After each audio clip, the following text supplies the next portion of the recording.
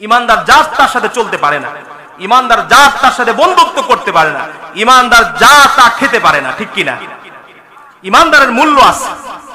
আপনি এই যে আজকে আপনারা যেখানে বসেছেন, এটা কি এটা থেকে দান হয় না? বলুন তো, দান হয় না এটা থেকে? এই দানের সাথে আরো কিছু জিনিস থাকে না? চোচা থাকে না? চোচা দেখতে তো ধানের মতোই দুটো, কিন্তু আপনারা কি করেন? বাড়িতে আনার পরে সুন্দর করে ঝেড়ে খুব ভালোভাবে রোদে দিয়ে ধানটাকে আলাদা করে ফেলেন, ডুলিতে সুন্দর করে সাজিয়ে রাখেন, ঠিক কিনা?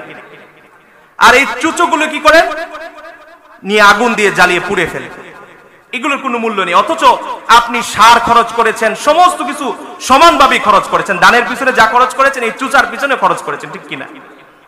দেখতেও ধানের মতো, কিন্তু আপনি কি করলেন? ধানগুলো মূল্যবান হয়, এই ধানগুলোকে আপনি সাজিয়ে সুন্দর করে যত্ন করে আপনি ডুলোতে ভরে রাখলেন, আর চুচাগুলোকে আপনি পুড়িয়ে ছাই করে দিলেন। ঠিক তেমনি দেখতে মানুষ হলেও যদি ঈমান না থাকে, ওই লোকের আল্লাহ রাব্বুল আলামিনের কাছে কোনো মূল্য নেই, ঠিক কিনা? একজন ঈমানদার আপনা থেকে আপনার সারা দিনে আনে দিনে খায়, রিকশা চালিয়ে খায়, মানুষের বাড়িতে কামরা দিয়ে খায়, এমন একজন ঈমানদার আল্লাহ রাব্বুল আলামিনের কাছে অনেক মূল্য আছে, ঠিক কিনা? পক্ষান্তরে সারা দুনিয়ার বাদশা, সারা দুনিয়ার রাজত্ব যাদের হাতে, আপনার Trump, Barack Obama, George W Bush, Putin, আপনার নেতানিয়াহু, এরকম বড় বড় ব্যক্তিত্ব যারা আছে, আমরা যাদেরকে বড় মনে করি, এরকম ব্যক্তি যারা যদি সারা দুনিয়া ভরে যায়, আল্লাহ রাব্বুল আলামিনের কাছে একটা মাসির সমান পরিমাণ এই দুনিয়ার দাম নেই, ঠিক কিনা? আল্লাহ রাব্বুল আলামিন যেদিন আল্লাহ বললেও একজন আদনা ব্যক্তিও এই দুনিয়াতে থাকবে না, সারা দুনিয়া কাফেরদের দ্বারা, এরকম বড় বড় লোক দ্বারা ভরে থাকবে, তবু আল্লাহ রাব্বুল আলামিন কিয়ামত সংগঠিত করে এই দুনিয়াকে সম্পূর্ণরূপে ধ্বংস করে দিবে।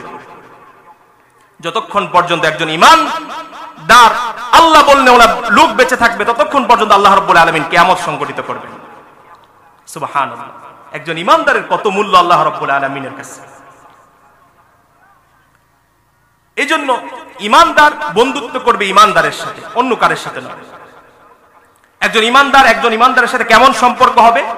আল্লাহর নবী বলছেন, মাসালুল মুমিনিনা ফি তাওয়াদ্দিহিম ওয়া তারাহুমিহিম ওয়া তাআতুফিহিম মাসালুল জাসাদ। আল্লাহর নবী ইরশাদ করেন, মায়া মমতার দিক থেকে, শ্রীমপ্রীতির দিক থেকে, রহমের দিক থেকে একজন মুমিনের সাথে আরেকজন মুমিনের সম্পর্ক এমন, যেমন একটা শরীরের সাথে আরেকটা শরীরের যেরকম সম্পর্ক, একটা শরীরের সাথে একটা অঙ্গের যেরকম সম্পর্ক, ঠিক তেমনি একজন মুমিনের সাথে আরেকজন মুমিনের সম্পর্ক এমন। সুবহানাল্লাহ। আপনার শরীরের আপনি আঙ্গুলে ব্যথা পেলেন, বলুন তো এই ব্যথাটা কি শুধু আঙ্গুল পর্যন্ত সীমাবদ্ধ থাকবে না পুরো শরীরে চলে যাবে? পুরো শরীরে চলে যাবে না? এই আঙ্গুলের ব্যথাটা কিন্তু আঙ্গুল পর্যন্ত সীমাবদ্ধ থাকবে না, পুরো শরীরে এই ব্যথাটা চলে যাবে। ঠিক তেমনি পাশ্চাত্যের কোন মুসলমানের শরীরে যদি আঘাত লাগে, মিনাল মাশরিকি ইলাল মাগরিব, মাগরিবের কোন মুসলমানের শরীরে যদি আঘাত লাগে, মাশরিকের আরেক কোণের মুসলমান সেই আঘাতে ব্যথায় ব্যথিত হতে হবে, সেই আঘাত তার অন্তরে লাগতে হবে, তাহলেই বুঝতে হবে সে প্রকৃত মুসলমান, আর না হয় সে মুসলমান নয়। যদি সে সেই ব্যথায় নিজেকে ব্যথিত করতে না পারে, তার অন্তরে যদি সেই আঘাত ফিল না হয়, সে যদি বুঝতে না পারে, বুঝতে হবে সে সেই শরীর থেকে আলাদা হয়ে গিয়েছে, সে আর মুসলমানের ভিতরে নেই। একজন মুসলমানের সাথে আরেকজন মুসলমানের সম্পর্ক অত্যন্ত হৃদয়স্পর্শী, হৃদয়গ্রাহী হবে, অত্যন্ত মর্মান্তিক তাদের সাথে সম্পর্ক হবে, মমতাময়, অত্যন্ত ভালোবাসার সম্পর্ক তাদের দুজনের মধ্যে হবে। আজকে সারা দুনিয়ার কাফেররা এক হয়ে গিয়েছে মুসলমানদেরকে ধ্বংস করে দেওয়ার জন্য, ঠিক কিনা? আজকে সারা দুনিয়ায় মুসলমানদেরকে কচু কাটা করা হচ্ছে, ফিলিস্তিনে মুসলমানদেরকে একে একে হত্যা করা হচ্ছে, পূর্বে সিরিয়ায় মুসলমানদেরকে কচু কাটা করা হয়েছে, এর পূর্বে আপনার বিভিন্ন দেশে এরকম ভাবে মুসলমানদেরকে হত্যা করা হয়েছে। তারই ধারাবাহিকতায় আমাদের দেশেও এরকম তাণ্ডব শুরু করার জন্য কিছু লোক পাইতারা করছে, ঠিক কিনা? আমাদের পার্শ্ববর্তী দেশ তারা বিভিন্নভাবে বিশৃঙ্খলা তৈরি করে আমাদের দেশের মানুষদের মধ্যে এরকম সম্প্রীতি, আমরা যে সম্প্রীতির মধ্যে বসবাস করছি এটা নষ্ট করতে চাচ্ছে, ঠিক কিনা? তারা আমাদের দেশের মধ্যে ঝগড়া বিবাদ লাগিয়ে তারা সুযোগ লুটার চেষ্টা করছে, ঠিক কিনা? সারা বিশ্বের কাফের মুশরিকদের মধ্যে হাজারো মতভেদ আছে, হাজারো তাদের মধ্যে আপনার ইখতিলাফ আছে, কিন্তু তারা একটা জায়গায় এক, যে মুসলমান নিধন করার ব্যাপারে, মুসলমানদেরকে শেষ করে দেওয়ার ব্যাপারে তারা এক, ঠিক কিনা? মুসলমান শেষ করার ব্যাপারে তারা কোনো দ্বিমত নেই। সারা বিশ্বের মুসলমানদেরকে কিভাবে ধ্বংস করে দেওয়া যাবে, কিভাবে শেষ করে দেওয়া যাবে, এই ব্যাপারে তারা এক। অতএব আমরা মুসলমান এখনো কম্বল মুড়ি দিয়ে ঘুমিয়ে আছি, আর ঘুমিয়ে থাকা যাবে না, জাগতে হবে, সময় এসেছে জাগার, ঠিক কিনা? আমাদের ব্যবহার কাফেরদের সাথে কেমন হবে? আল্লাহ রাব্বুল আলামিন জানিয়ে দিচ্ছেন, মুহাম্মাদুর রাসূলুল্লাহ সাল্লাল্লাহু আলাইহি ওয়াসাল্লামের সাথী কারা? মুহাম্মাদুর রাসূলুল্লাহ সাল্লাল্লাহু আলাইহি ওয়াসাল্লামের সঙ্গী কারা? আল্লাহ রাব্বুল আলামিন জানিয়ে দিচ্ছেন, মুহাম্মাদুর রাসূলুল্লাহ والذين معه أشداء على الكفار رحماء بينهم تراهم ركعا। আল্লাহ রাব্বুল আলামিন মুহাম্মাদুর রাসূলুল্লাহ সাল্লাল্লাহু আলাইহি ওয়াসাল্লামের সাথীদের পরিচয় দিচ্ছেন, সঙ্গীদের পরিচয় দিচ্ছেন। তারা হচ্ছেন মুহাম্মাদুর রাসূলুল্লাহ সাল্লাল্লাহু আলাইহি ওয়াসাল্লামের সাথী কারা?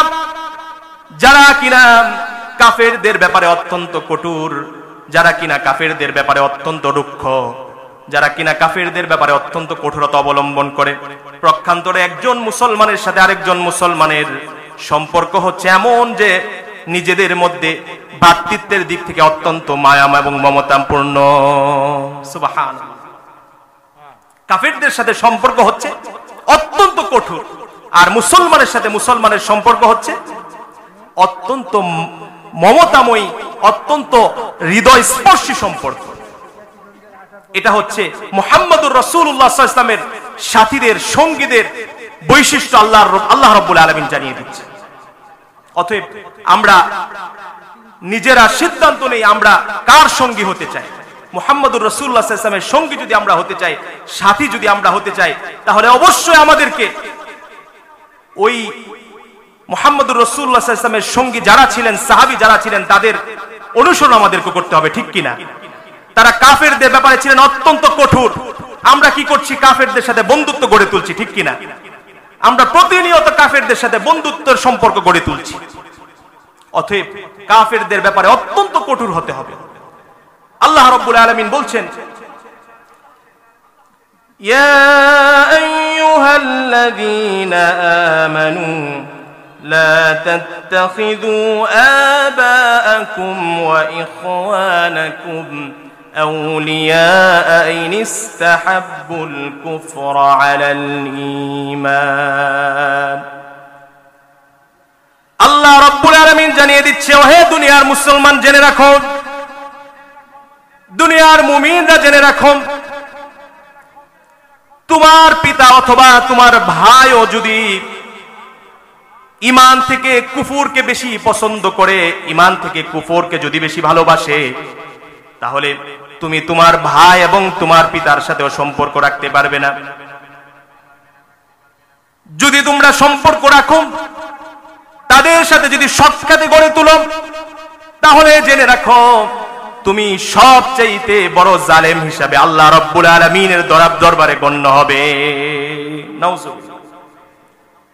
আল্লাহ রাব্বুল আলামিন কিভাবে সতর্ক করেছে, যদি আপনার পিতা, আপনার ভাইও যদি ইসলাম থেকে, ঈমান থেকে কুফরকে বেশি পছন্দ করে, কুফরকে বেশি প্রাধান্য দেয়, তাহলে আপনি আপনার পিতার সাথে, আপনার ভাইয়ের সাথেও সম্পর্ক রাখতে পারবেন। যদি রাখেন, তাহলে আল্লাহ রাব্বুল আলামিনের ভাষ্য অনুযায়ী আপনি হবেন সবচাইতে বড় জালেম।